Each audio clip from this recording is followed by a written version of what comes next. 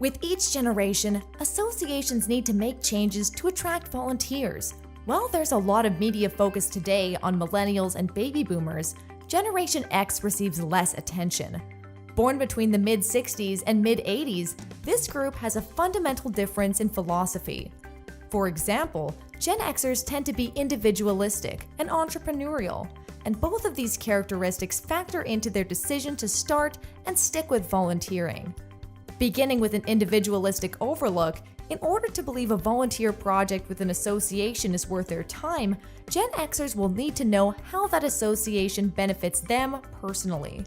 One way to articulate that value is through education. The federal government is spending hundreds of billions of dollars over the years to close the skills gap crisis. Associations are not in that conversation. We should be in that conversation as an industry. That's the advocacy book that we've written, and we're looking to really start a grassroots viral initiative to reach out to legislators on Capitol Hill and to the White House through the petition that we've created. I think education, lifelong learning is the key to association relevance. Pushing for education shows Generation X that you're creating a better workforce to support them and will make them more likely to lend their support. Gen Xers are also typically entrepreneurial by nature. This is characterized by their willingness to work hard on their own time without compensation in order to facilitate radical change, but it comes with a trade-off. They are strongly averse to being managed and are nonconformists. Therefore, they are unlikely to work with an association that follows a hierarchical approach. They may, however, be willing to lend their ideas to a cause if allowed to work independently. It leads to fairly slow, often pretty unoriginal decision making. So it's the whole idea of groupthink.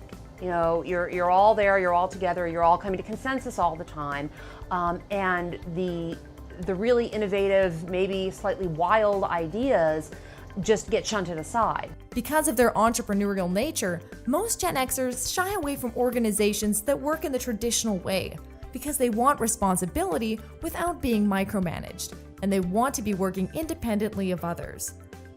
Many associations are taking a look at different models to allow for the freedom these volunteers need to succeed. The National Fluid Power Association restructured its entire organization to make itself more appealing for Generation Xers. They have completely renovated their committee model so that power and communication and involvement flow in two directions. So everything, it's this, we have a lovely diagram of it in the white paper. It's all these concentric circles.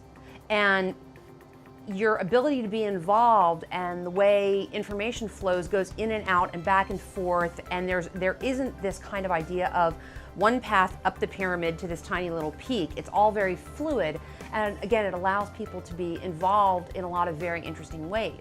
Understanding these generational needs and restructuring your approach accordingly is a good way to start attracting a Gen X workforce.